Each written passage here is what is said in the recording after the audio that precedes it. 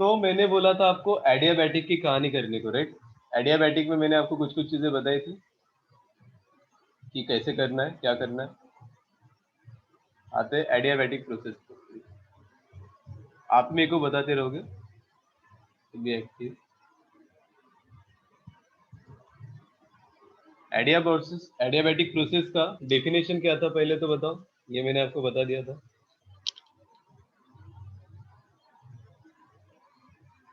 जल्दी। dq equals to 0। Right, d q. आप delta q equals to zero नहीं बोलते हो यहाँ पे, डी क्यू क्यू बोलते हैं। यह मेरे को एक बार बता दो। सर हर पार्ट में हाँ, मतलब हर स्मॉल स्टेप स्मॉल में, स्मॉल। हर स्मॉल स्मॉल स्टेप में भी आपका कोई हीट का इंटरेक्शन नहीं होना चाहिए। आप इनिशियल और फाइनल का नहीं बोल रहे हो, हर स्टेप में, राइट, ड्यूरिंग द प्रोसेस। तो फिर आपका क्या होगा, delta Q should be, will be zero, sorry, ये आपका डेफिनेशन है।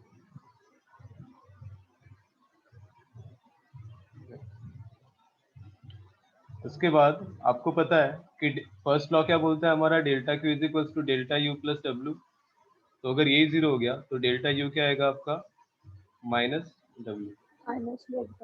तो जब आपका वर्क डन पॉजिटिव है, when W is positive, then change in internal energy is negative, and when work done is negative, then change in internal energy is positive। Change का मतलब आपका है कि यहाँ पे इंटरनल एनर्जी क्या हो रहा है, डिक्रीज हो रहा है, यहाँ पे इंटरनल एनर्जी क्या हो रहा है, इंक्रीज हो रहा है, राइट। फिर उसके कॉन्सेप्ट पे आते हैं कि आपको ये जो प्रोसेस है, आपको क्या लगता है P V to the power gamma equals to constant हवा में आया क्या, बताओ। इसका किसी को डेरिवेशन पता है कि P V to the power gamma equals to constant, ये जो आप बोलते हो कि एडियाबैटिक प्रोसेस होता है, तो ये कहाँ से आया। कोई भी चीज हवा में नहीं होती। हमको बस इतना पता है कि एडियाबैटिक में डेफिनेशन आप प्रूव नहीं कर सकते हो, क्योंकि वो डिफाइन किया गया है, उस प्रोसेस को एडियाबैटिक बोला है, राइट। तो उसको डिफाइन, उसको आपको प्रूव नहीं करना है डेफिनेशन को। डेफिनेशन से आपको अब ये प्रूव करना है कि PV to the power gamma constant होता है कि नहीं, राइट। कर सकते हो कि आप बताओ कि मैं बताऊं, या फिर मेरे को बताओ कैसे मेरा करें। केमिस्ट्री में क्रैश कोर्स चालू है, ये क्या सब क्या नहीं बता, डायरेक्ट बताया। नहीं, बट ये आपको पता होना चाहिए ना, ये हवा में नहीं आता यार, बहुत सिंपल है। चलो बताता हूँ कि आपको पता है कि delta U is equals to क्या है, माइनस डब्ल्यू। तो इसको अगर मैं स्मॉल पार्ट में लिखता हूँ, डेल्टा यू को लिखेंगे एकदम डी यू इक्वल्स टू क्या होगा, minus D W, small change in work done equals to small change in internal energy. तो आपका work done will be minus of D U होगा, राइट। फिर वर्क डन आप बताओ क्या होता है, work done is nothing but P DV का इंटीग्रेशन। तो अगर आप डी डब्ल्यू लिखोगे तो क्या होगा, पी इंटू डीवी होगा। फिर दोनों साइड इंटीग्रेट करते हो तो आपको नेट वर्क डन आता है। तो डी डब्ल्यू को क्या लिखेंगे हम, बताओ, पी इंटू डीवी, सही है। और डी यू को क्या लिखते हैं, मैंने अभी आपको बताया था, डी यू को क्या लिखते हैं, यू को बताओ जस्ट। ये आयुष ने पूछा था मेरे को, तो यू को मैंने हमेशा बोला था क्या लिखते हैं यू को, F/2 NC delta T। N C V delta T ना, ओनली एफ बाई टू मत लो ना। फिर आइदर आप बोलो तो F by two N R T, या फिर बोलो N C V delta T, दोनों एक ही चीज है, right? तो यहाँ पे तो फिर लिखूं, एनसीबी डीटी आ जाएगा फिर। करेक्ट।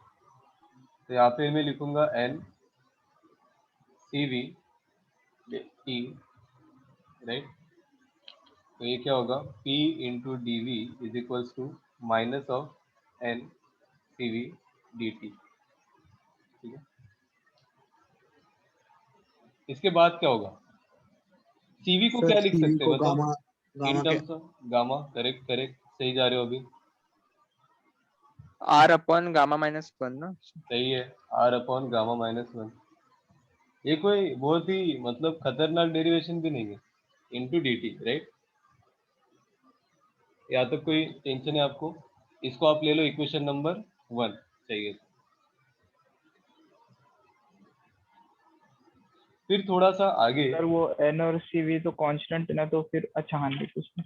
नहीं बस आपको प्रूफ क्या करना है, P V to the power gamma constant proof करना है ना, तो सीवी को गामा के टर्म्स में हटा कर देंगे हम, कोई नहीं। हाँ सर समझ। और आपको पता है for any ideal gas equation PV equals to क्या होता है, एनआरटी, पता है कि नहीं? होना भी चाहिए। तो दोनों साइड अगर आप डिफरेंशिएट करोगे तो क्या आएगा, मैंने अभी बताया, एक तो पीडीवी आएगा प्लस वीडीपी आएगा, एक को कांस्टेंट लिया दूसरे को डिफरेंशिएट किया, is equals to NR D, सही है? बताओ अभी एनआर डी को क्या लिखेंगे यहाँ से, बताओ। यहाँ से अगर मैं देखता हूँ एनआर डी का वैल्यू कितना आएगा, पीडीवी इंटू गामा -1 का होल माइनस। हाँ तो 1 माइनस गामा इंटू पीडीवी, हाँ बस इतना ही करना है आपको, यही है, P D V plus V D P is equals to 1 minus gamma P D V. अब पी डी वी को एक साइड ले लो और वी डी पी को एक साइड ले लो, तो क्या आएगा, V D P is equals to 1 minus gamma -1 into P D V, सही है? पी डी वी यहाँ पे कोएफिशिएंट उसका 1 है, इसका 1 माइनस गामा है, तो -1 किया, 1 कैंसिल हो जाएगा, तो V D P is equals to क्या आएगा, minus gamma P D V, सही है? कुछ भी आपको बीच में डाउट हो तो बता दो। हाँ हाँ, और जहाँ पे पी है उधर डीपी को पी के साइड ले लो, dp by p is equals to क्या होगा, minus gamma dv upon v, अभी भी सही है? अब दोनों साइड हम करेंगे इंटीग्रेट, तो क्या आएगा बताओ, 1 by L X N P L N P ln p1 by p2 by L N p1। P is equals to minus gamma constant है बाहर बाहर into L N V plus constant, correct? अब इनको साथ में लेंगे तो क्या होगा, L N P plus gamma into L N V is equals to constant, फिर इसको क्या लिखेंगे, एल एन पी, वो गामा किधर जाता है बताओ, वी के पावर में वी आता के है, पावर में। हाँ गामा इक्वल्स टू कॉन्स्टेंट। अब दोनों एल एन एडिशन अगर होता है तो क्या कर सकते हैं, उन दोनों का साथ में multiplication, multiply. P V to the power gamma is equals to constant, फिर लॉग हटा दो, सर p कहाँ पे गया? पी ए क्या तो अच्छा हाँ। Equals to constant. तो ये आपका इक्वेशन आता है फॉर एडियाबैटिक प्रोसेस।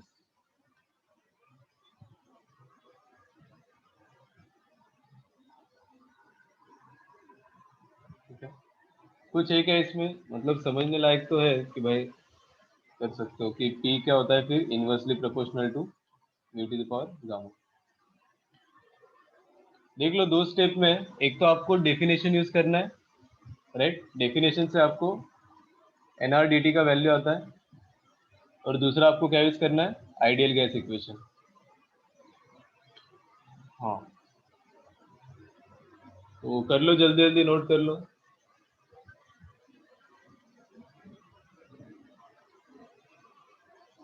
सर पहले इक्वेशन का यूज कहाँ पे है?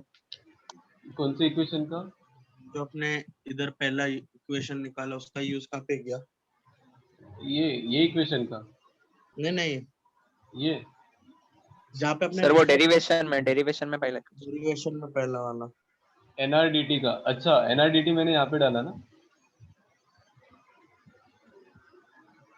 बेसिकली इसको नहीं, इसको फर्स्ट इक्वेशन में, यहाँ से एनआरडीटी का वैल्यू निकाल के मैंने यहाँ पे पुट किया आइडियल गैस इक्वेशन में, राइट?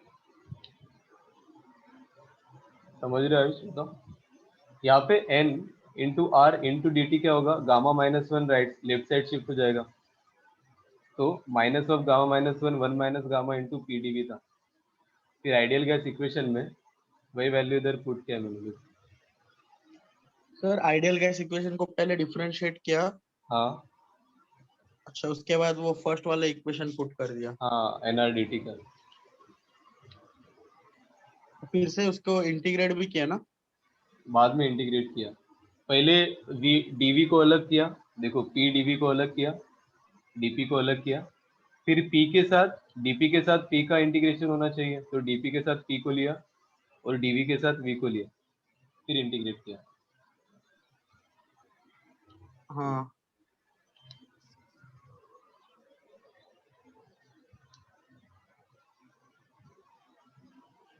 सर एकदम लास्ट का स्टेप दिखाओ ना। कौन सा वाला, ये वाला? हाँ बस सर, एक मिनट।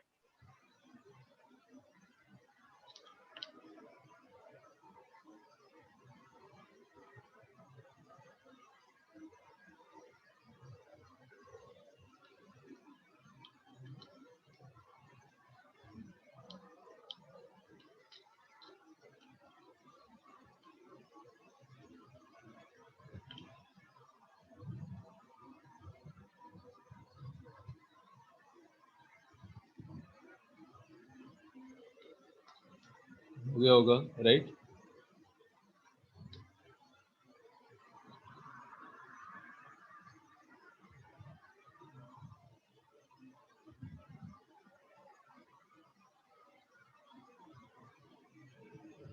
ये वैसे डेरिवेशन इतना इम्पोर्टेंट नहीं है, लेकिन कभी कभी आपको क्या लगता है कि ये डेफिनेशन है, कॉन्सेप्ट थोड़ा गलत हो जाता है वहाँ पे। तो डेफिनेशन अलग होता है और उसका डेफिनेशन से जो निकलता है ना रिजल्ट, वो अलग होता है,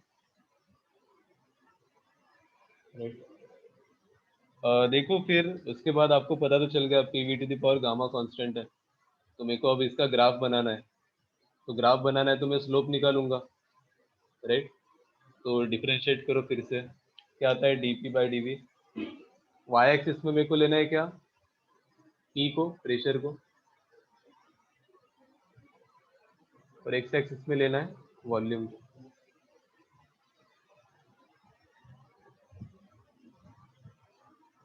बताओ, सिंपल है। क्या होगा, पहले पी को डिफरेंशिएट करेंगे, वी को वैसे रखेंगे, V to the power gamma into D P, plus P को वैसे रखा, वी को डिफरेंशिएट करने जाओगे तो क्या आएगा, gamma into V to the power gamma minus one into D V equals to 0। तो D P by D V कितना आएगा आपको बताओ, minus minus gamma times P by B. Gamma times P by V, right? तो ये होता है आपका स्लोप। और जैसे ये स्लोप हो गया आपका कब, एडियाबैटिक, राइट? और आपका आइसोथर्मल में क्या होता है स्लोप, सिर्फ माइनस पी बाई बी। सही है, dp बाई डी होता है आपका only minus p by V. और आपको पता है कि नहीं गामा का पता। वैल्यू, हाँ बताओ, सॉरी, आपका बस गामा का वैल्यू हमेशा क्या होगा, ग्रेटर देन 1, राइट? तो जो स्लोप है बेसिकली आपका नेगेटिव में क्या हो रहा है, एडियाबैटिक प्रोसेस का इंक्रीज हो रहा है। तो अगर आपका आइसोथर्मल प्रोसेस ये है, if this is your isothermal process, तो एडियाबैटिक का ग्राफ हमेशा नीचे आएगा, कब, जब आपका वॉल्यूम इंक्रीज हो रहा है तब। This will be your adiabatic. Adiabatic में भी बताओ मोनोएटॉमिक और डायटोमिक का किधर आएगा, गामा मोनोएटॉमिक के लिए क्या होता है, 5/3, मोनोएटॉमिक ले लो, और गामा फॉर डायटोमिक गैस क्या होता है, 7/5, अगर वाइब्रेशन नहीं ले रहे तो इन दोनों में से कौन बड़ा है, मोनो एटॉमिक मतलब 5/3। 5/3 बड़ा है, तो 5/3 किधर शिफ्ट होगा, लेफ्ट साइड को, और ठीक है। तो अगर आप दोनों का कंपैरिजन करोगे, कौन सा मोनोएटॉमिक का किधर है, डायटोमिक का किधर है, तो डायटोमिक का ऊपर होगा, this will be the curve for diatomic, and this will be the curve for monoatomic. मतलब सर मोनोएटॉमिक का ज्यादा निगेटिव है ना। हाँ करेक्ट। मतलब जितना गामा का वैल्यू आप इंक्रीज करोगे उतना ग्राफ अंदर शिफ्ट होगा, अंदर की तरफ। ठीक है, स्टार्ट वही से हुआ, एक ही पॉइंट से। हम्म। तो इसको एकदम अच्छे तरीके से अगर मैं आपको बताऊं तो ये वाला ग्राफ नोट कर लो। देखो, जब प्रेशर कांस्टेंट होता है तो आप क्या बोलते हो? ये कौन सा प्रोसेस है? Isobaric. बारीक। वाई एक्सिस में आपका प्रेशर है, एक्स एक्सिस में वॉल्यूम। 1 से 2 में आइसो बारिक हो गया। फिर 1 से आगे हम 3 में, इसको मैंने बोला कौन सा है? कांस्टेंट टेम्परेचर है, आइसोथर्मल, राइट। जहाँ पे गामा का वैल्यू कितना होता है बताओ? 1। इसका इक्वेशन क्या होता है? पीवी इक्वल्स टू कांस्टेंट, मतलब गामा का वैल्यू 1 ही है। समझ रहे हो?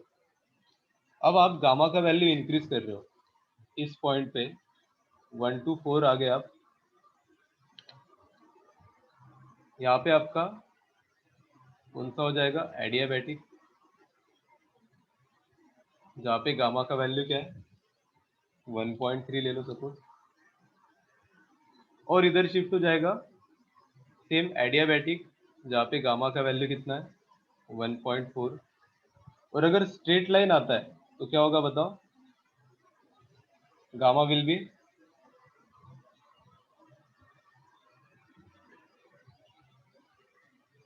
इनफाइनाइट ना, जिसको हम क्या बोलेंगे? कौन सा प्रोसेस? आइसोकोरिक प्रोसेस, जहाँ पे गामा कितना हो जाता है? इनफाइनाइट। आइसोबारिक में कितना होगा गामा आपका? 0। तो देखो हमने सबको साथ में एक ही कर्व में डिस्टिंग्विश कर दिया। एक ही पॉइंट से अगर आप आइसोथर्मल जा रहे हो तो जहाँ पे आपका गामा 0 हो जाएगा, सॉरी आइसो बारिक जा रहे हो तो गामा 0 होगा। आइसोथर्मल में जाओगे तो गामा 1 हो जाएगा, PV to the power gamma constant, तो पीवी कांस्टेंट होता है, गामा 1 लोगे तो। एडियाबैटिक में कुछ भी हो सकता है, जैसे आप गामा इंक्रीज करोगे आपका ग्राफ अंदर शिफ्ट होगा, राइट। हाँ हाँ सही।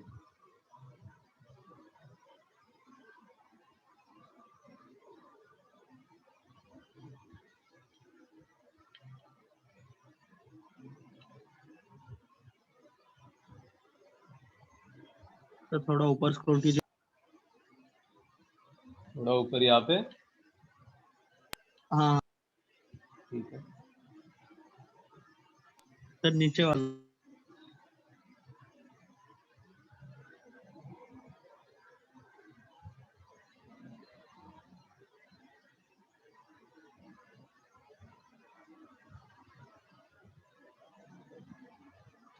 अभी हम निकालेंगे work done and change in internal energy in adiabatic process, क्योंकि आपको वर्क डन आ गया तो चेंज इन इंटरनल एनर्जी भी आ जाएगा, दोनों रिलेटेड है क्योंकि हीट सप्लाई 0 है, राइट।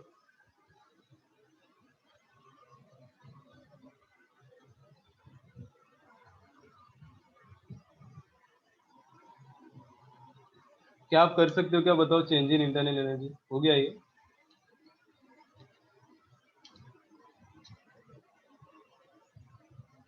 करेंगे, इस पे बहुत क्वेश्चन करेंगे, कोई टेंशन नहीं है। हाँ इतने ही लॉस होता है, सॉरी इतने ही प्रोसेस होता है, करेक्ट।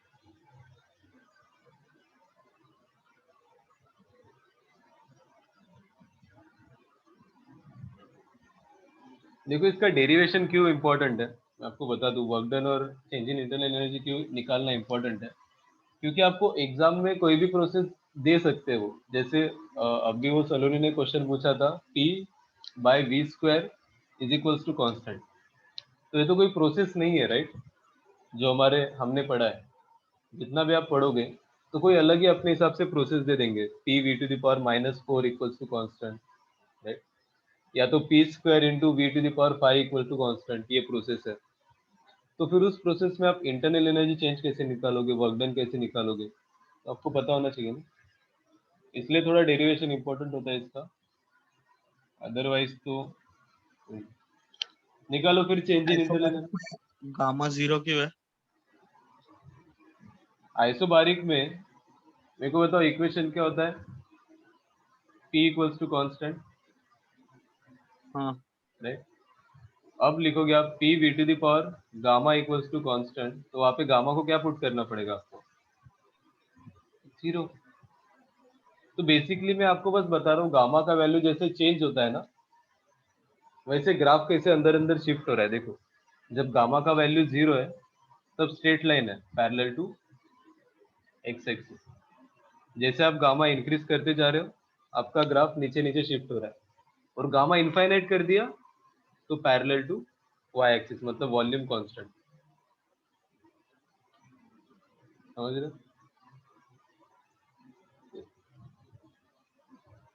सारे प्रोसेस को मैं PV to the power gamma में लिख रहा हूँ, तो अगर आप गामा को 0 लोगे तो प्रेशर ही कांस्टेंट हो जाएगा, जो आइसोबारिक प्रोसेस है। दूसरी प्रोसेस में PV to the power gamma, gamma को 1 ले लिया तो आइसोथर्मल हो गया, पीवी इक्वल्स टू कांस्टेंट। तीसरा और चौथा तो आपको पता है। आइसोकोरिक में आ जाओ, P V to the power infinite equals to constant, right. इसका क्या मतलब होगा बताओ,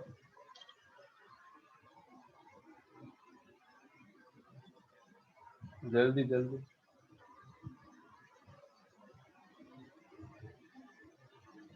we to the power infinite एक बहुत बड़ा टर्म है, राइट। तो हाँ, इससे क्या होगा, पी निग्लिजिबल हो जाएगा, राइट। तो यहाँ पे क्या आएगा, only V equals to constant.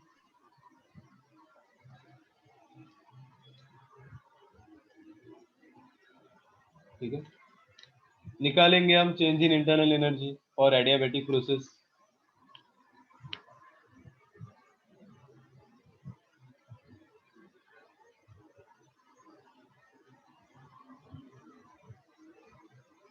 Internal energy और एडियाबैटिक प्रोसेस, करो, ट्राई करो।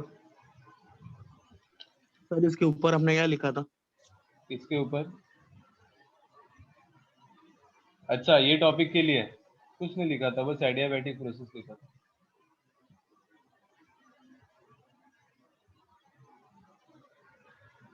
आपको पता है कि चेंज इन इंटरनल एनर्जी क्या होगा, delta U will be equals to integration of D you.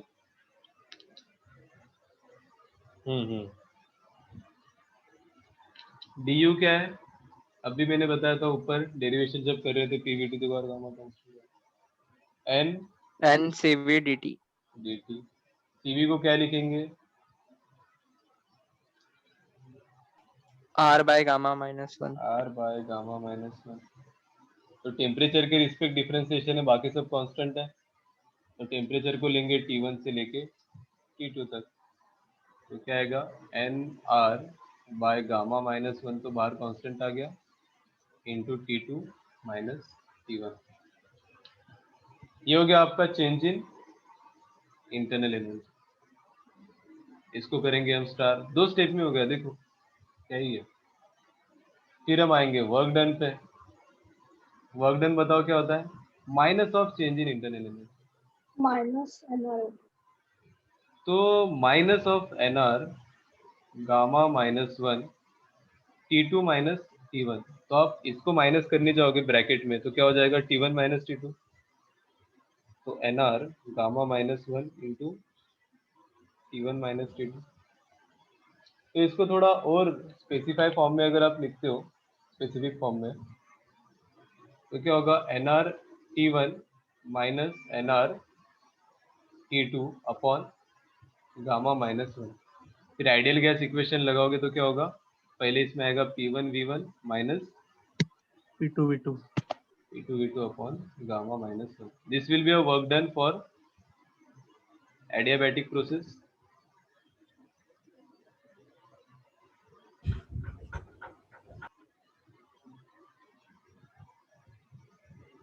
यहाँ पे मैंने अलग से P इंटू डेल्टा वी वाला फॉर्मूला यूज नहीं किया है, अगर आप वो भी करोगे तो सेम ही आएगा, लेकिन अगर मेरे को डेल्टा यू आ गया एक स्टेप में तो मैं उसी को यूज किया इधर, माइनस ऑफ डेल्टा यू करके। सर डेल्टा यू का डेरिवेशन क्यों किया? वैसे भी पता ही था D U equals to N C B D T है, तो delta U equals to N C B delta T आएगा। हाँ, वो बस ये दिखाने के लिए कि टेम्परेचर बस यहाँ पे, मतलब बाकी सब कांस्टेंट है, बस टेम्परेचर डिफरेंट है, इसलिए इंटीग्रेशन करोगे तो ओनली T2 माइनस T1 आएगा। ओके।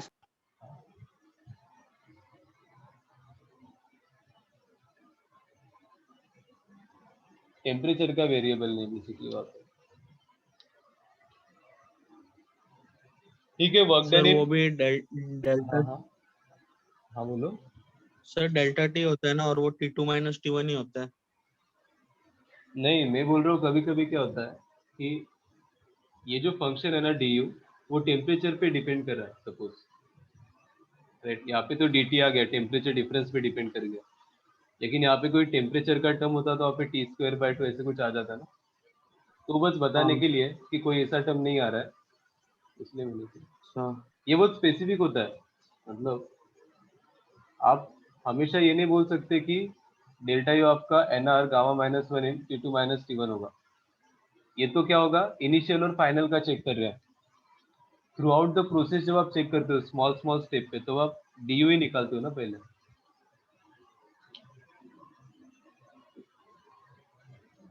आप जो बोल रहे हो वो भी सही है, लेकिन मोर अगर आपको अच्छे से करना है तो डी यू का इंटीग्रेशन करेंगे, ऐसा nothing else। हो गया? करे क्या फिर, क्वेश्चन करे सिंपल, एक एक तो सिंपल क्वेश्चन करते हैं एडियाबैटिक पे, और एक अच्छा क्वेश्चन करते हैं। नहीं, एक एक सिंपल एक अच्छा, हो गया, दो ही क्वेश्चन करेंगे।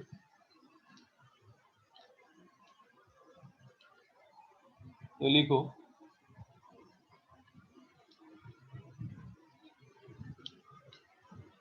The volume of an ideal diatomic gas, diatomic gas volume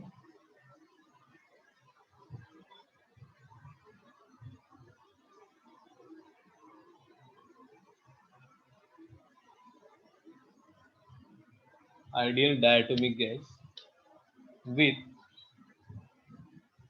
उसका गामा दिया है 1.5, राइट? ऑलरेडी गामा आपको दे दिया, is change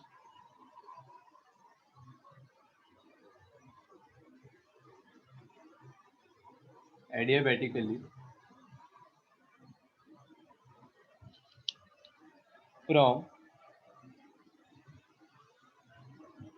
16 liters to 12 liters। ठीक है, आपको पूछा find the ratio of final and initial pressure and temperature.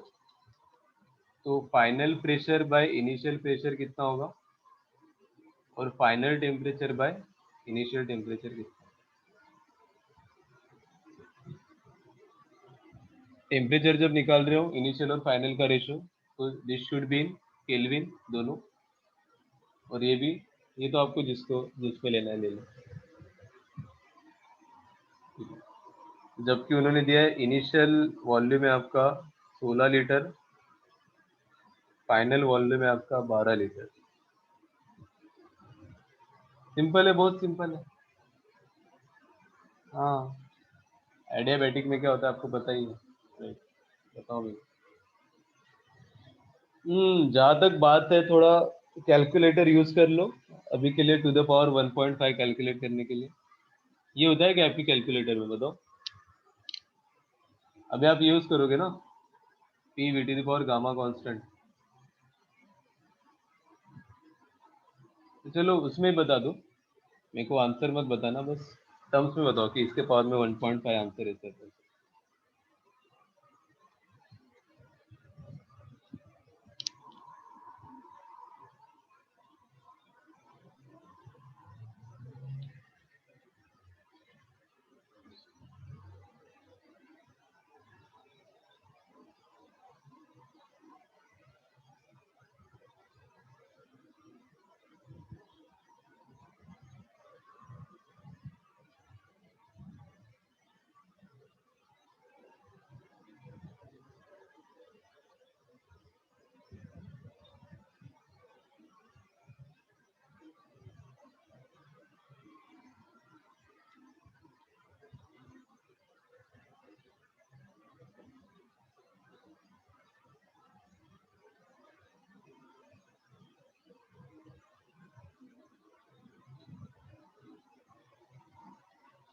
क्या बोल रहे हो आप?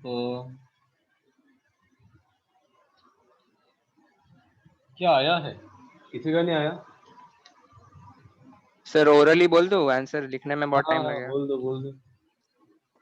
P2 by P1 आया है 4 by 3 to the power 3 by 2, मतलब 1.5 को 3 by 2 लिख लिया। सही है सही है। और T2 by T1 4 by 3 to the power 1 by 2, मतलब under root 4 by 3। 4/3 to the power 0.5 सही है, दोनों सही है। This will be your P2/P1 और this will be your T2/T1। Simple, सही है। क्या करना है? P1 V1 to the power gamma equals to P2 V2 to the power gamma, right? तो आपको निकालना है P2/P1, ये हो जाएगा आपका V1/V2 to the power gamma। P2/P1 तो आ गया आपको, V1 16 दिया है तो 4/3 to the power 1.5,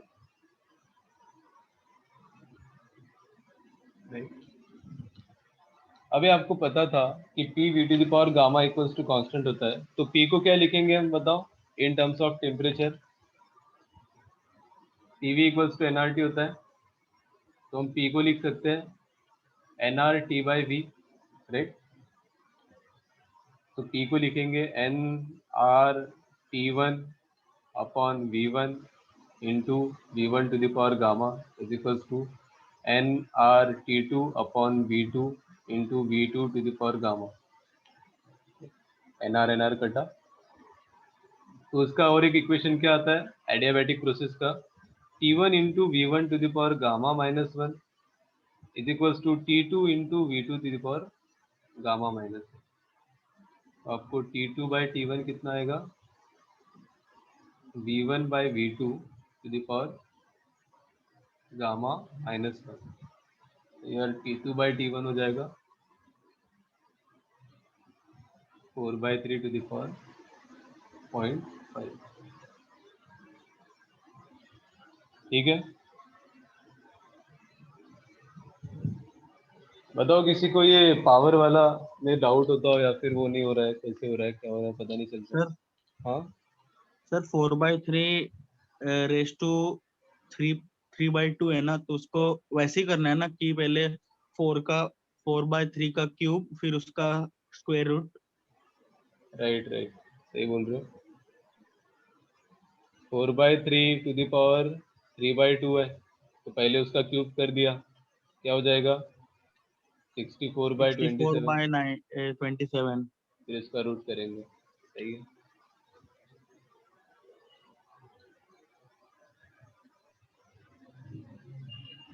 तो सॉल्व करेंगे तो क्या आएगा? किसी ने सॉल्व किया है क्या इसको? अब देखो यार, मेरे को आंसर पता सर होता तो हाँ मैं 8 हाँ 8/3 रेस टू 3 3 3√3। Under root 3। तो इसको सॉल्व करो ना, मतलब पॉइंट में क्या होगा? 1 पॉइंट समथिंग होगा ना, 1.54। हाँ, और ये क्या होगा? मेरे ख्याल से ना ऐसे ही आंसर होगा। अगर आपको ऑप्शन में आता है ना, तो ऑप्शन में आपको होगा 8/3√3, राइट? तो इतना तो आपको करना आना चाहिए।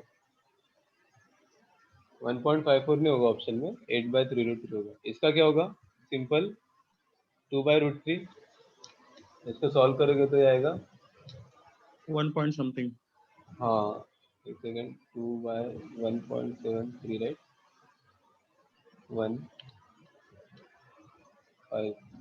1.15 आ जाएगा, राइट?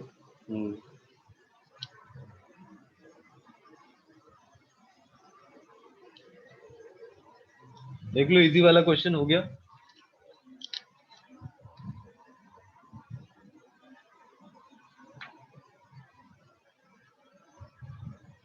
थोड़ा अच्छा क्वेश्चन करता है।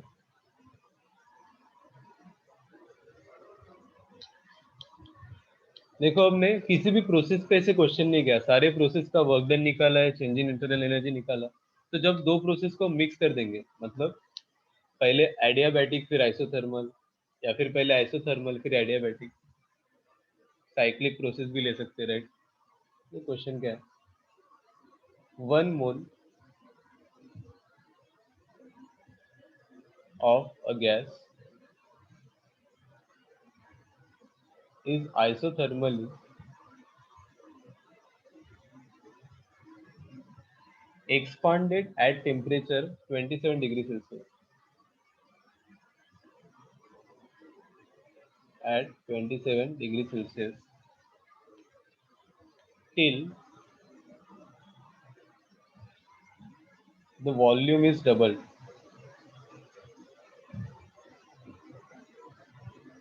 जब तक आपका वॉल्यूम डबल नहीं होता तब तक मैं उसको आइसोथर्मली एक्सपांड कर रहा हूँ एट कांस्टेंट टेम्परेचर, राइट.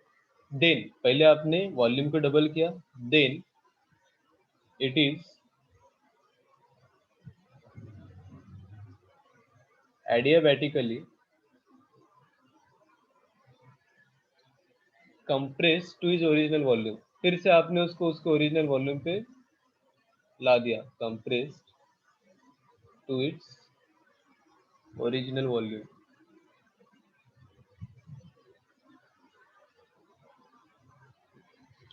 ठीक है. तो यहाँ पे टोटल वर्क डन कितना होगा पूछ रहा है. Find the total work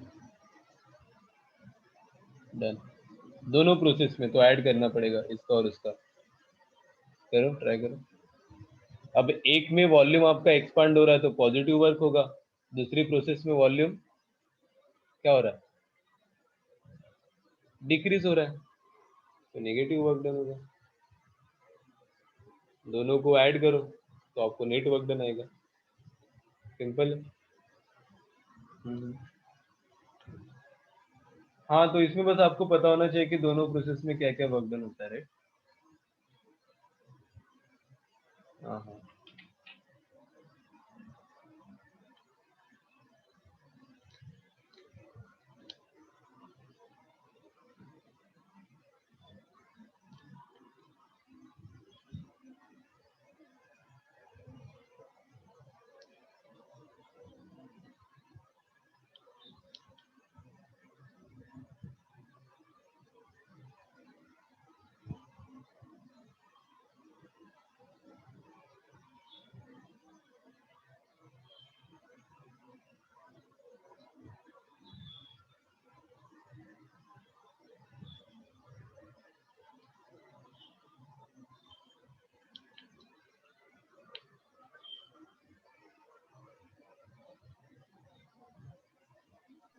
sir इसमें एडियाबेटिकली वाले प्रोसेस में वर्क डन निकालने के लिए गामा भी चाहिए होगा ना? तो दिया नहीं क्या उन्होंने कुछ भी. नहीं. 1 मोल ऑफ गैस एक्सपांडेड, तो कोई तो गैस देना चाहिए ना यार. Mono atomic diatomic. गामा को ले लो फिर 1.4. दिया नहीं मतलब क्या, मैंने तो बनाया क्वेश्चन. गामा है आपका 1.4 और आर भी ले लो 8.314 जूल्स पर. क्या होता है इसका यूनिट, जूल पर मोल्स पर केल्विन, राइट.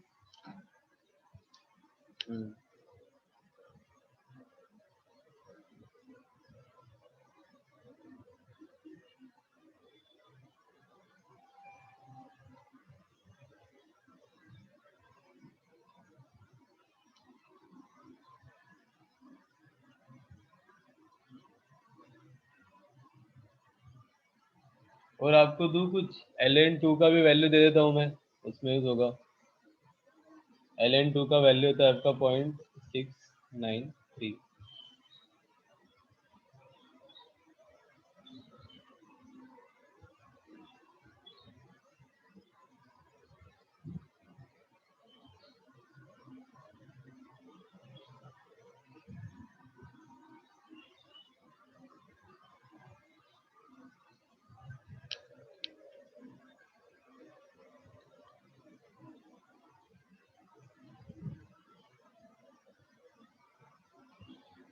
पहले वॉल्यूम था V, V से हो गया 2V आइसोथर्मल में,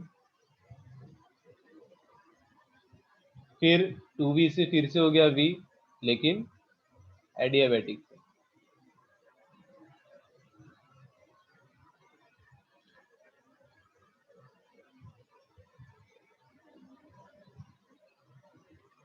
बताओ थोड़ा बात करते हैं आपसे, हो कि नहीं आप? ये प्रणव किधर है बताओ, प्रणव।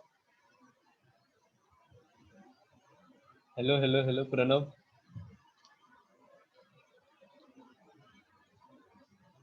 अच्छा बस मीटिंग में है प्रणव।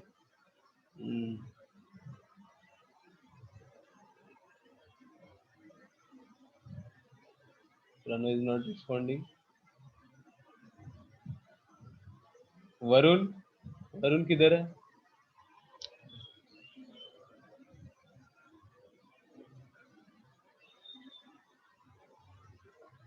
आवाज नहीं आ रहा है क्या मेरा? वरुण भी रिस्पॉन्ड नहीं कर रहा है, क्या बात है? Yes sir. अच्छा, क्या कर रहे हो बताओ? और सर थोड़ा डिस्कनेक्ट हो गया था। अच्छा अच्छा। चेतन, चेतन यस सर। हाँ क्या कर रहे हो? यस सर, कॉल कर रहे थे।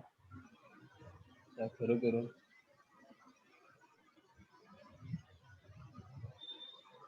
ये दो लोगों का मेरे को आज तक पता नहीं चला यार। ये जो रोल नंबर है ZP NN E2020 PP014 sir ये प्रेम है। प्रेम है, अच्छा। और ये 030 किसका है? सर लास्ट के दो अल्फाबेट है। RJ 030।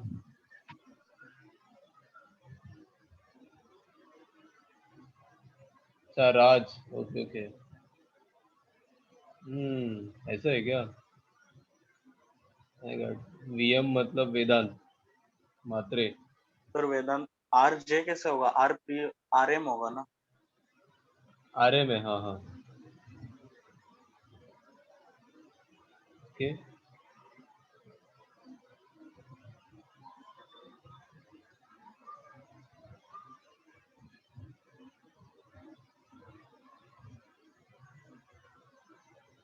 बाकी AM कौन है? AM अथर मात्रे और AP। सर AM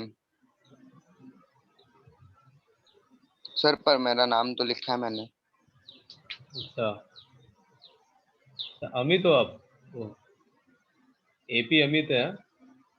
अमित क्या चल रहा है आपका बताओ। हो रहा है क्वेश्चन? सिंपल है। क्या होता है यार, आइसोथर्मल प्रोसेस में वर्क डन क्या होता है बताओ जल्दी। RT ln V2 minus V1। तो आपको टेम्परेचर 27 डिग्री सेल्सियस दिया है, मतलब क्या होगा बताओ? 300 300 kelvin. Kelvin ln V2 by V1 क्या हो जाएगा? 2। और उसका वैल्यू मैंने 0.693 दिया। फटाफट कैलकुलेट करेंगे तो आपको आएगा 1728.48। 728.48 जूल्स में आएगा, right? This will be a positive work done. Why? Because volume is increasing और ln 2 का वैल्यू भी पॉजिटिव होता है। फिर work done in which process निकालना है आपको? Adiabatic process. तो यहाँ वर्क डन 1। W2 आपको निकालते टाइम आपको तो पता है कि आपका फॉर्मूला होता है NR। Sir 2v is equal to V, वो सब आपने क्या दिया? क्या? वो ऊपर आपने दिया ना adiabatic 2v is equal to 2V is equals to V नहीं है, V से 2V जा रहा है आइसोथर्मल में, अच्छा।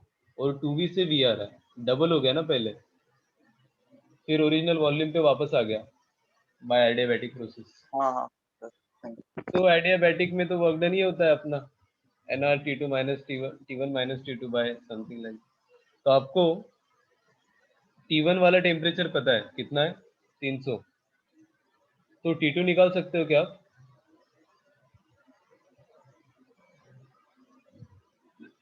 बताओ।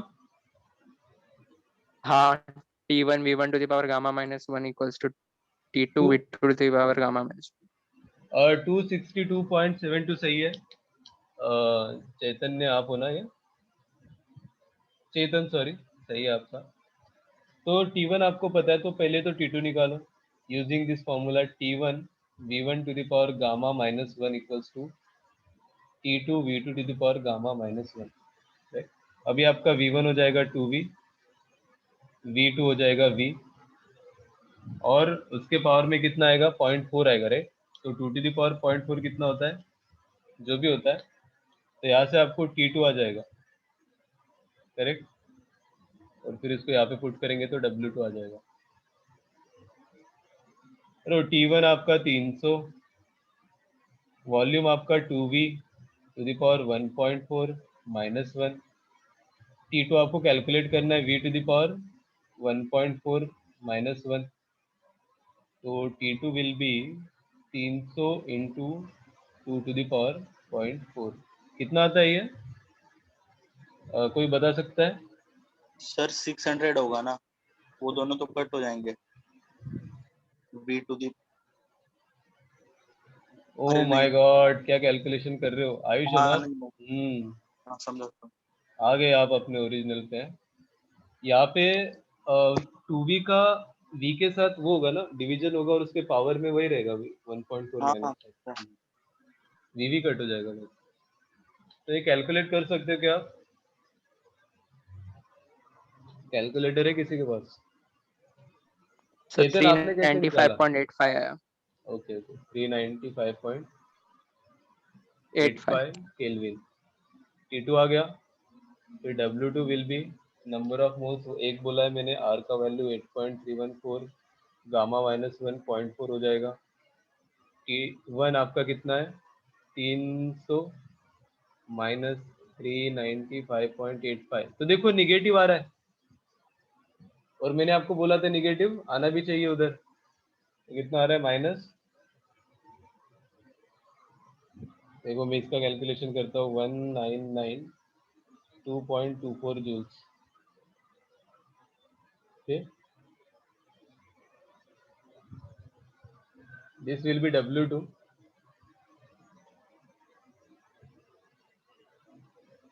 अरे अमित क्या कर रहे हो? अब दूसरे नाम से ज्वाइन किया आपने, तो नेट वर्क डन हो जाएगा आपका through out the process W1 plus W2। तो W1 आपको आया कितना? 1728.4 समथिंग 7 माइनस 1992.24, तो बेसिकली नेट वर्क डन आपका निगेटिव में आ रहा है, राइट? माइनस 263.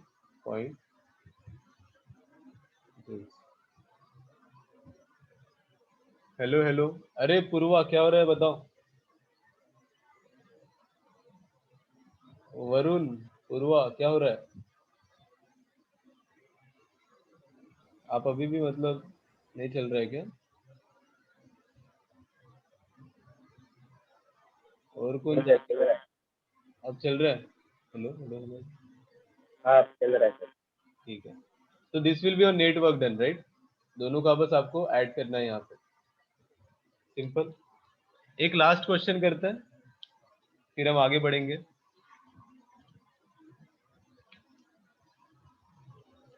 सर थोड़ा ऊपर करो। कहाँ पे? हाँ सर बस। बस। अब सब जानबूझ के जा रहे और आ रहे हैं क्या? मेरे को ऐसा लग रहा है पीछे सबका अरे इंटरनेट नहीं सर, खत्म लाइट जाके आ रही है ना, हाँ तो फिर सर। वाईफाई बीच में बंद पड़ रहा है, तो फिर रूम के बाहर जा रहा है। रूम के बाहर मतलब ये लॉबी के इसके बाहर। अच्छा, हाँ मीटिंग के बाहर। सर थोड़ा लॉबी के नीचे। अरे मीटिंग। वो गेम खेलता है ना प्रथमेश बहुत, इसलिए वो बड़े बड़े शब्द यूज अरे कर रहा है। नहीं हाँ सर, बड़ा हो कौन गया सा गेम? नहीं सर, आपको क्लास में। मैं नहीं खेलता। अरे बस हो गया, अब क्या कवर करोगे, पता चल गया मेरे को।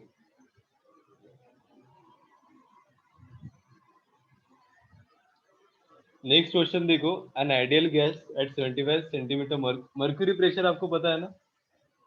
अगर मर्क्यूरी में प्रेशर दिया होगा तो प्रेशर कैलकुलेट कर सकते हो आप, या फिर नहीं?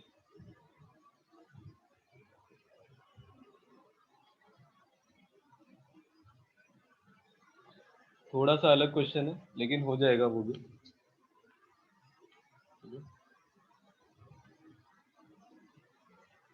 देखो, एन आइडियल गैस, या फिर प्रेशर में आपको चाहिए तो उसमें देता हूँ। एन आइडियल गैस एट कितना ले, 75 इंटू 10⁻³ पास्कल प्रेशर का प्रेशर है, is compressed isothermally, is compressed isothermally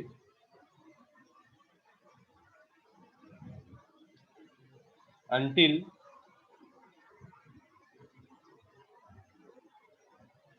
its volume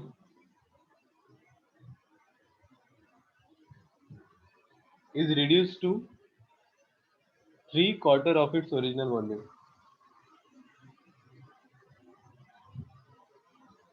3/4 का मतलब पता है आपको?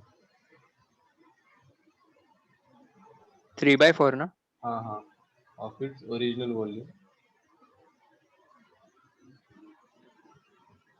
पहले रिड्यूस हुआ, right? It is allowed to expand adiabatically, उसके बाद जो है एडियाबैटिकली एक्सपांड हो रहा है, देन इट इज अलाउड, या आप ही करोगे, to expand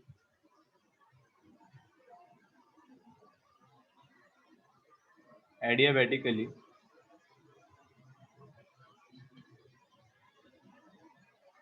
to volume 20% greater than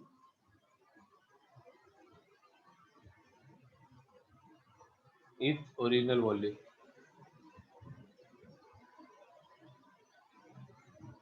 पहले उसका वॉल्यूम v से 3v/4 पे आ गया, फिर v से कहाँ तक गया बताओ? उसका 0.2 मतलब 20%, 0.2 टाइम्स, राइट? उससे इंक्रीज हुआ तो 1.2 टाइम्स करना पड़ेगा आपको, तो इट्स ओरिजिनल वॉल्यूम। और बोला है if the initial temperature is, initial temperature मतलब T1 ले लो, एकदम इनिशियल वाला, is 17 degree Celsius, then calculate final pressure and final temperature. Calculate final pressure and final temperature.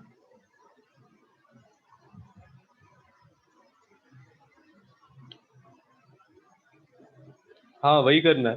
Pressure आपको गिवन है, initial pressure, right? Initial temperature मतलब जब starting का था, जब रिड्यूस भी नहीं हुआ है। सर जब एडियाबैटिक प्रोसेस चालू हुआ हम्म, उसमें जो 20% इंक्रीज करना है वॉल्यूम में, वो जो वॉल्यूम होगा वो कौन सा होगा? मतलब 3v/4 नहीं नहीं, वी वाला, जैसे देखो मैं वी से पहले किधर ओरिजिनल आया? v? 3v/4। 3v/4 हाँ, अभी 3v/4 से मैं कहाँ पे जाऊंगा? 20% इंक्रीज होगा तो 1.2 वी, वी का 20% बढ़ा दिया ना आपने, तो v प्लस ओके सर। 0.2 वी, तो 1.2 वी। ऐसे ये आपका हो रहा है किसके थ्रू?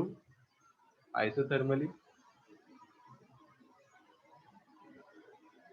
ये आपका हो रहा है एडियाबैटिक।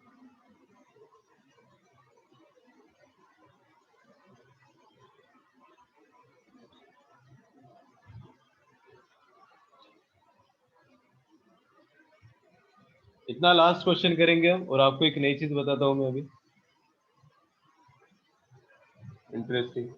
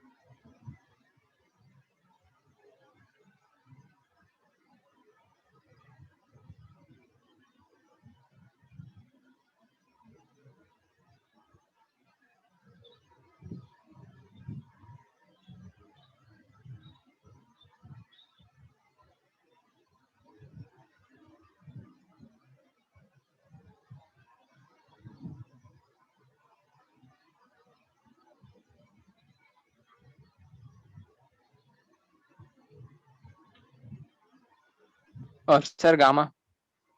हाँ, गामा 1.5।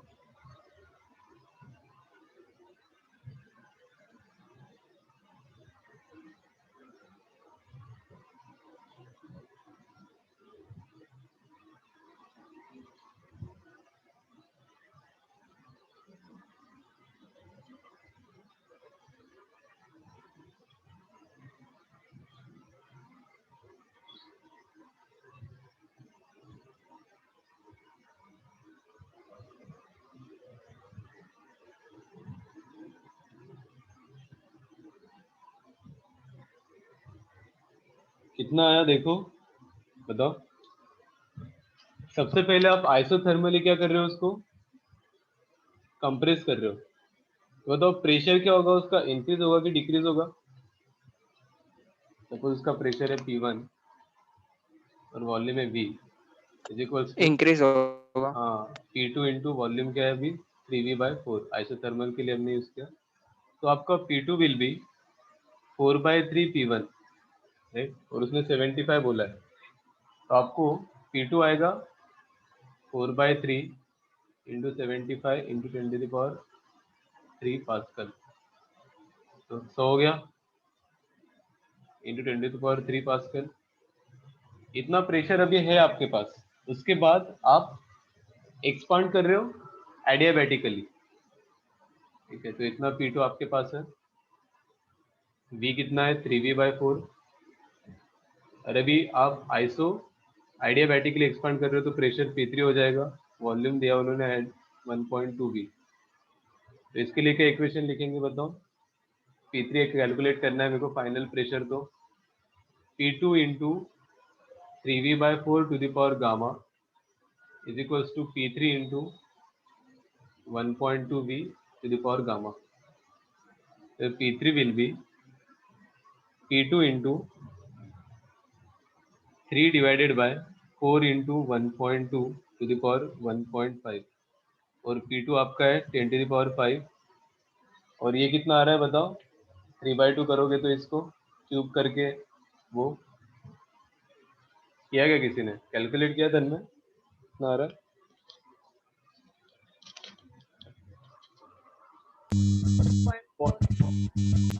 क्या पॉइंट, क्या पॉइंट 0.49। तो ये आपको आ गया थर्ड प्रेशर, फाइनल प्रेशर जिसको हम बोल सकते हैं। तो एक तो हो गया कैलकुलेट फाइनल प्रेशर, तो आ गया। फाइनल टेम्परेचर के लिए क्या करेंगे? पहले T2 निकालो। T2 क्या होगा? T1 से इक्वल होगा, आइसोथर्मल एक्सपांड हो रहा है, तो T1 equals to T2 equals to 17 degree Celsius, मतलब कितना केल्विन बताओ? 290। 290। तो 290 इधर करेंगे तो क्या होगा? T2 V 3V/4 to the power gamma -1, बस गामा -1 आएगा, तो कोई लोड मत लो। तो ये T3 will be T2 times of same 3 divided by 4 into 1.2 to the power 1.5, तो ये आपका आएगा T2 है आपका 290 into 0.49 Kelvin. So this will be your final temperature and this will be your final pressure. Sir ठीक है. Gamma minus Oh sorry. तो ये भी 0.49 नहीं आएगा ना? क्या आएगा? 0.79.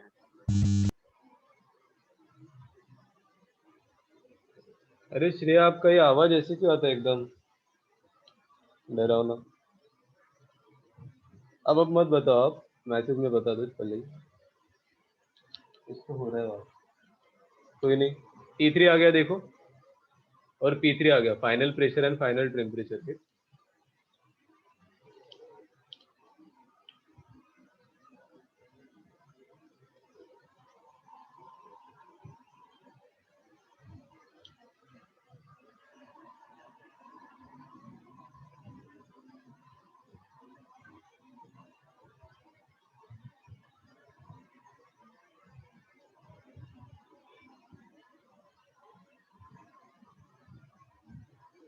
ठीक है. अभी हम देखेंगे कि ग्राफ का कैसे निकालते हैं. कोई भी अगर आपको ग्राफ दिया है, जैसे एक क्वेश्चन ले, सर स्क्रॉल अप करो. कहाँ पे स्क्रॉल अप करें? इस क्वेश्चन में कुछ था क्या? नहीं था ना. यहाँ पे देखिए. हाँ सर.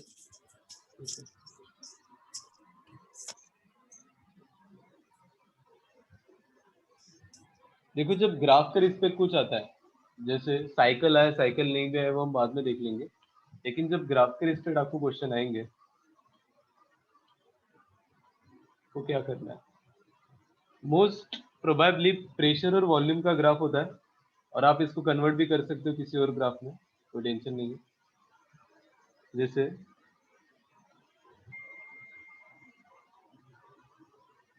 ये कोई ग्राफ है,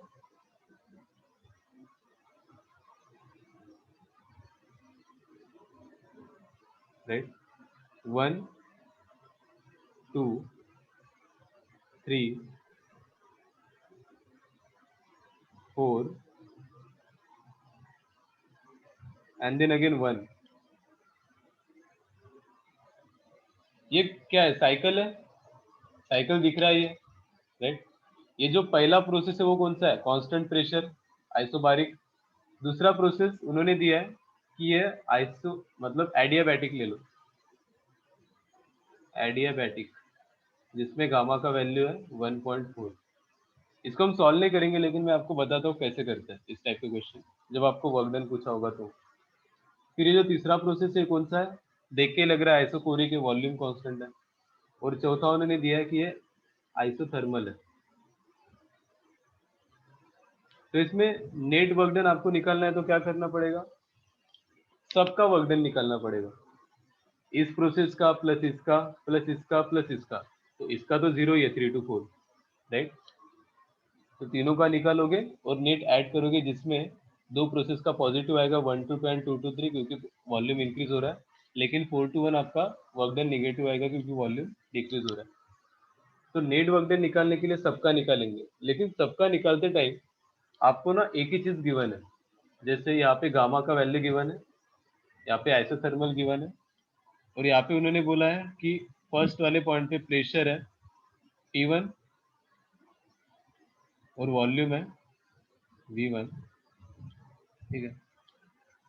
यहाँ पे उन्होंने वॉल्यूम को बस मेंशन किया कि क्या है, 2 times of V1, और यहाँ पे जो वॉल्यूम हो गया वो 3 times of V1, और यहाँ पे थर्ड पे आपको प्रेशर ने दिया, राइट. तो 2 to 3 में आपको प्रेशर निकालना पड़ेगा, हर वैल्यू गिवन नहीं होगी.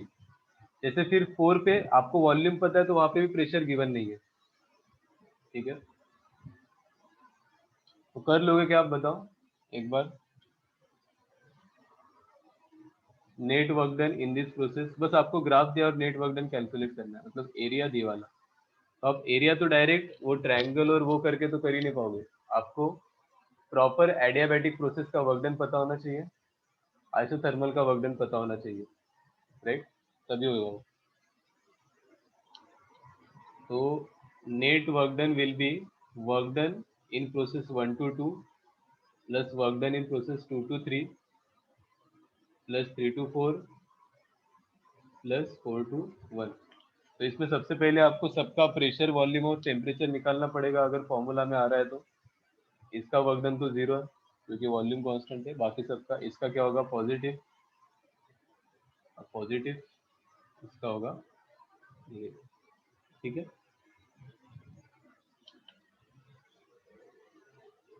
यही तक करेंगे और एक बार मैं आपको पॉलीट्रोपिक प्रोसेस बता देता हूँ उसमें क्या क्या चीजें होती है, राइट। हाँ, और हमेशा फर्स्ट लॉ, जैसे आपको नेट वर्क डन आ गया, नेट इंटरनल एनर्जी 0 है, तो हीट सप्लाई कितना हो जाएगा बताओ। ये क्यों 0 होता है, क्योंकि साइक्लिक प्रोसेस है। तो अगर आपको हीट सप्लाई भी पूछा है तो Q will be net work done delta Q, क्योंकि डेल्टा U 0 है साइकिल के लिए। सब कुछ लिंक्ड है स्टार्टिंग से पूरा एंडिंग तक, ठीक है। तो इस पे आप अभी क्वेश्चन कर सकते हो। पॉलीट्रोपिक प्रोसेस में एक बार आ जाओ, इसका मैं आपको आइडिया बता देता हूँ क्या होता है। जैसे आपने एडियाबैटिक प्रोसेस का किया ना, वैसे होता है polytropic process in the sense कि कोई भी प्रोसेस जिसमें Pv⁴n कांस्टेंट है, n का वैल्यू कुछ भी हो सकता है।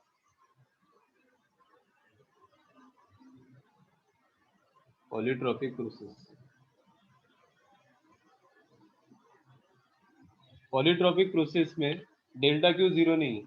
अब आपको दिया है कि dQ is equals to du plus dw, right. This is the definition of polytropic process. इसको आप पूरा सॉल्व करते करते करते करते जाते हो तो आपको एक चीज आती है, Pv⁴n इक्वल्स टू कांस्टेंट। इसका प्रूफ करके आओगे कि आप होमवर्क ले लो इसको। जैसे आपने Pv⁴ गामा कांस्टेंट निकालना है, तो वैसे ही n Pv⁴n कांस्टेंट करना है आपको, जिसमें जो n है ना, वो मैं आपको बता दूं, n होता है इधर क्या कुछ तो होता था, ये n होता है m minus R divided by m। फिर आप बोलोगे कि m क्या होता है, तो m होता है c minus R upon gamma minus 1। फिर आप बोलोगे c क्या है, c आपका क्या है इधर, मोलर स्पेसिफिक हीट,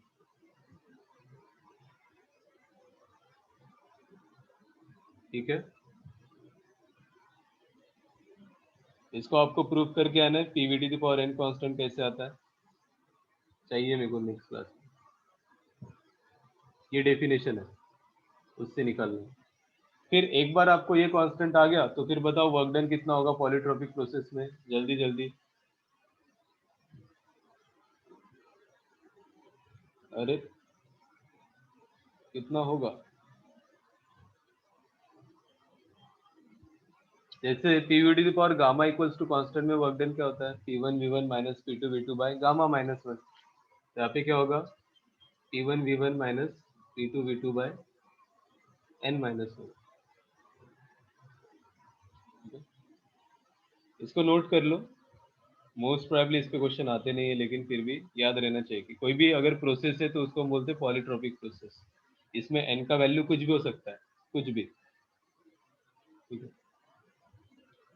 हाँ, c पे डिपेंड करता है, m पे डिपेंड करता है, मतलब c पे डिपेंड करता है। सर आज जो स्टार्टिंग में क्वेश्चन किया था ना डाउट्स में, हाँ जिसमें Pv⁴ था शायद इक्वल्स हाँ टू हाँ, कांस्टेंट, वही तो वही वो भी, पॉलीट्रोपिक है। हाँ पॉलीट्रोपिक। हम्म।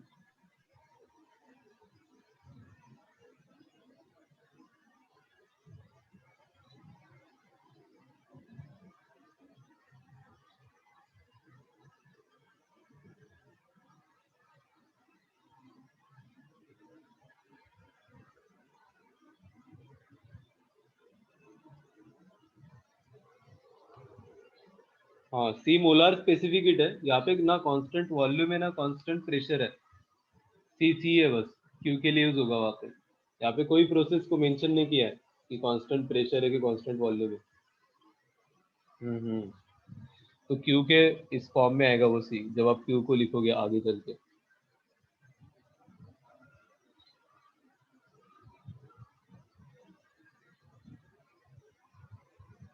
सी बता दो क्या आपको क्या होता है? बताओ किसको नहीं पता सी?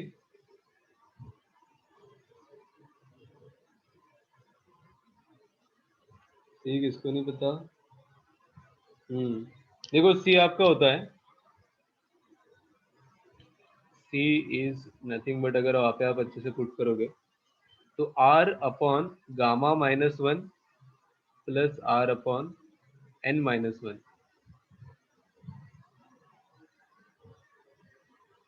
तो अगर आप एडियाबैटिक प्रोसेस में एन का वैल्यू गामा पुट करोगे तो सी जीरो हो जाता है।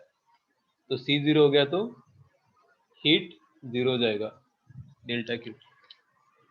बेसिकली आपका डेल्टा क्यू होता है एन सी डेल्टा टी। तो देखो यहाँ पे एडियाबैटिक प्रोसेस में आपका टेम्परेचर तो चेंज होता है, डेल्टा टी है पॉजिटिव निगेटिव वॉटेवर, लेकिन सी जीरो हो जाता है अगर आपने एन का वैल्यू गामा पुट किया तो। Oh sorry, one minus N होगा ना फिर,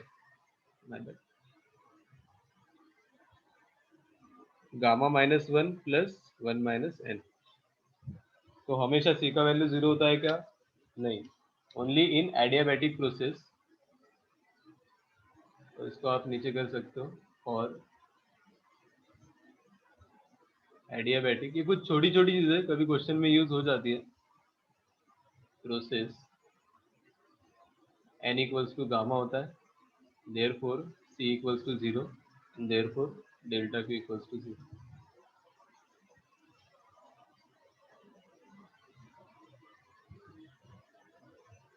हम्म।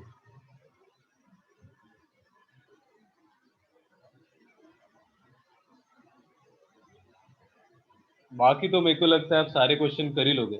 इतना ही होता है फर्स्ट लॉ में, खत्म फर्स्ट लॉ। इसके बाद हम करेंगे, आपकी कोई क्लास है क्या अभी बताओ? नहीं है। सेकेंड लॉ का बस मैं आपको ना एक्सप्रेशन बता देता हूँ, सेकेंड लॉ होता क्या है।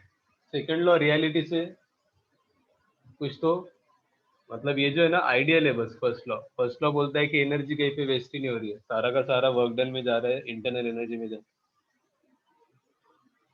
लेकिन सेकेंड लॉ सही बताता है, देखो ये नोट हो गया क्या बताओ? पॉलीट्रॉपिक प्रोसेस के लिए क्या होता है? P V to the power N equals to constant work done P one V one minus P two V two by N minus one. और यहाँ पे जो एन है, एन का वैल्यू होता है ये, और यहाँ पे जो एम है, एम का वैल्यू होता है ये।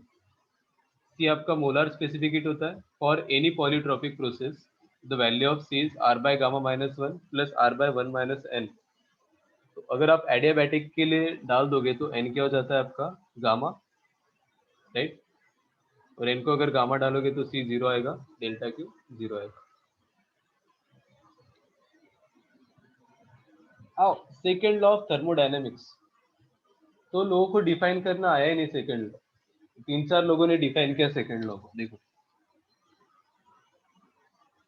इसको सही से देखना, आप डिफिकल्ट होता है थोड़ा सेकेंड लॉ समझने में। Second law of thermodynamics. तो दो लोग आए, राइट। कौन दो लोग आए बताओ?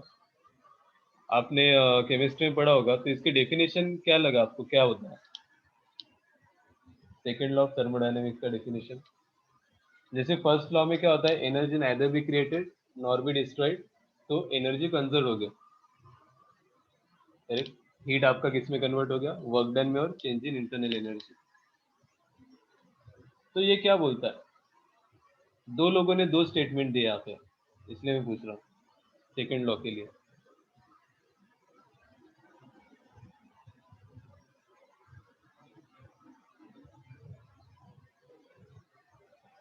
हेलो, चलो मैं ही बता देता हूँ, इतना टाइम नहीं है। क्या होता है ना, एनर्जी या फिर हीट हमेशा high temperature to low temperature flow करता है, T1 to T2। If T1 is greater than T2 तो आपका जो हीट फ्लो है, heat high temperature to low temperature flow करेगा हमेशा। लेकिन सेकेंड लॉ में बोला कि low temperature to high temperature भी फ्लो कर सकता है, लेकिन आपको उसके लिए बाहर से वर्क इनपुट देना पड़ेगा, right.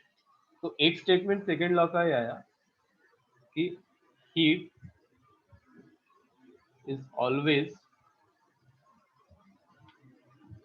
flowing from high temperature to low temperature until work input is given to the system. अगर आप वर्क इनपुट करोगे तो फिर क्या होगा, लो टेम्परेचर से हाई टेम्परेचर हीट फ्लो होगा। जैसे आपने देखा होगा जो रेफ्रिजरेटर है, देखो ये बस मैं आपको कॉन्सेप्ट बता रहा हूँ, या फिर एसी ले लो, एसी सिंपल है,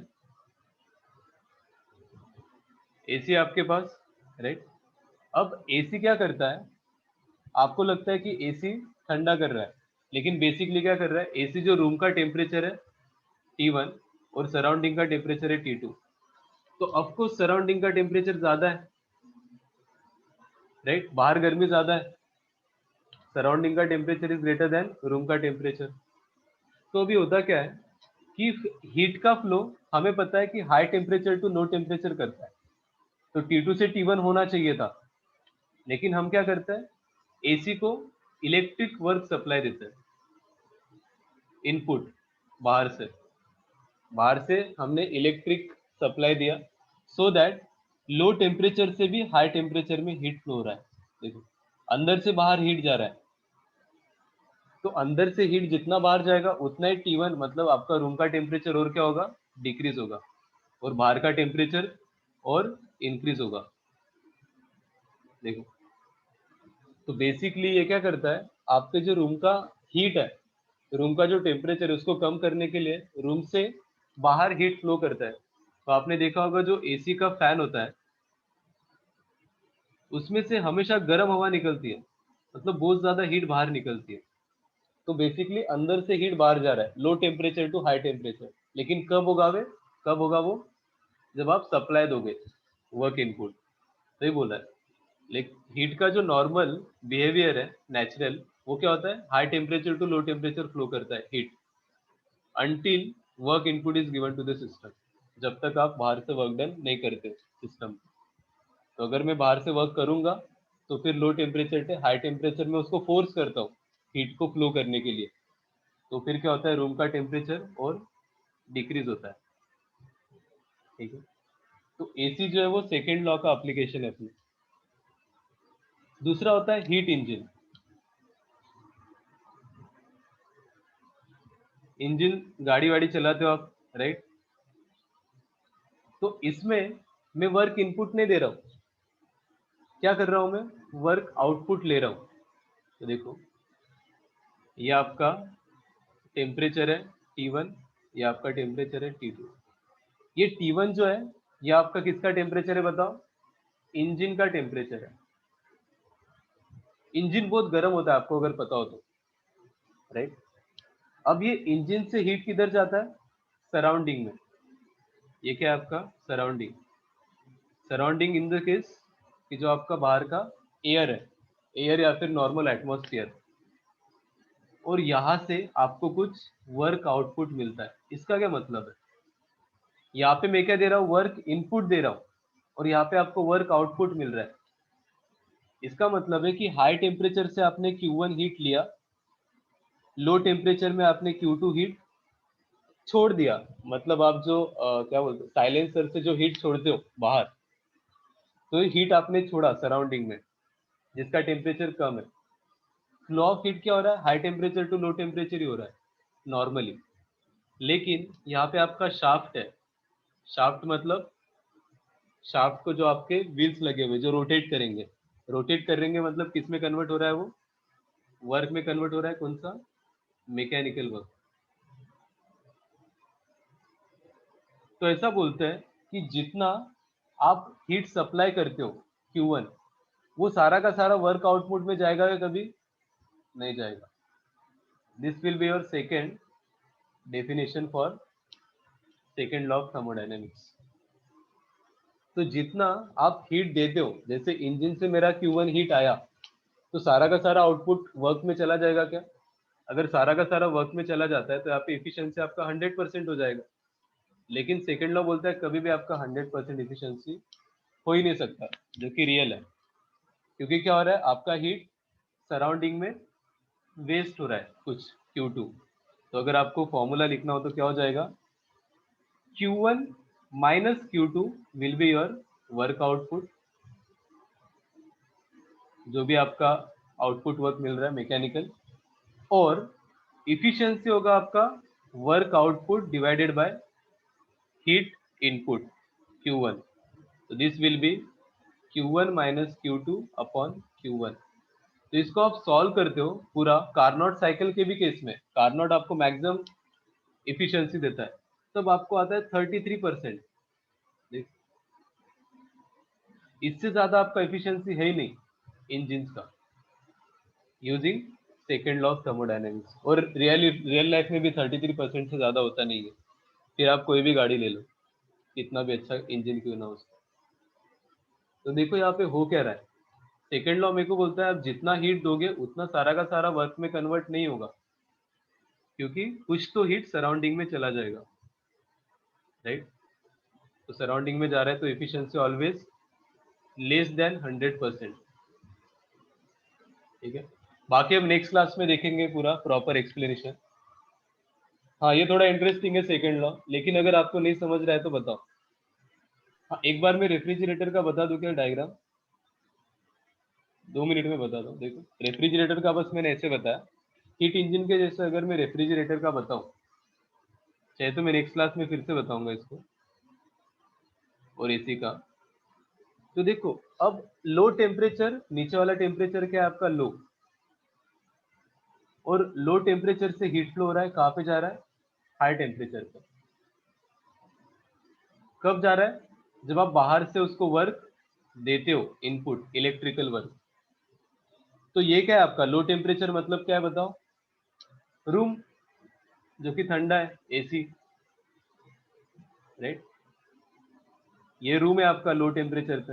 हाई टेम्परेचर पे कौन है बताओ, सराउंडिंग, और वर्क इनपुट कौन सा है, ये इलेक्ट्रिकल वर्क इनपुट है। तो इसमें इक्वेशन क्या होगा, अगर यहाँ से Q1 जा रहा है, इधर Q2 जा रहा है, और ये W इन आ रहा है, तो what will be the equation, Q1 plus W इन, जितना हीट और जितना वर्क डन आया उतना ही बाहर निकलेगा, इज इक्वल्स टू Q2।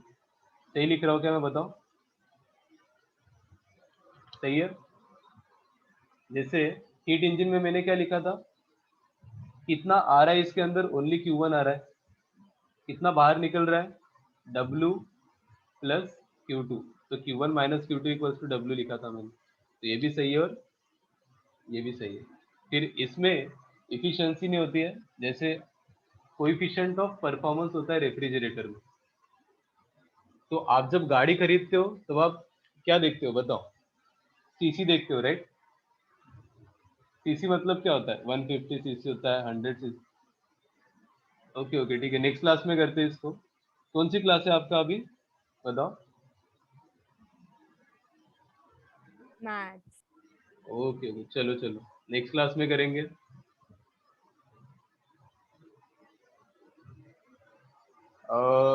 मैं आपको भेज देता हूँ, होमवर्क तो वही है पिछला वाला, और 1-2 ट्यूटोरियल भेज दूंगा तो उसको कर लेना, ठीक है।